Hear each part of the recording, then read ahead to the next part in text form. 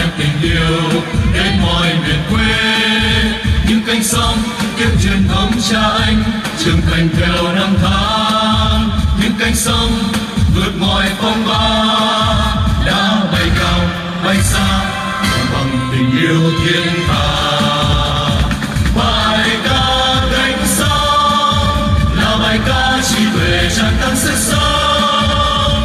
Bài ca cánh sông là bài ca khát vọng của một trái tim. Bài ca cánh sông viết tên ngôi nhà chung của muôn người.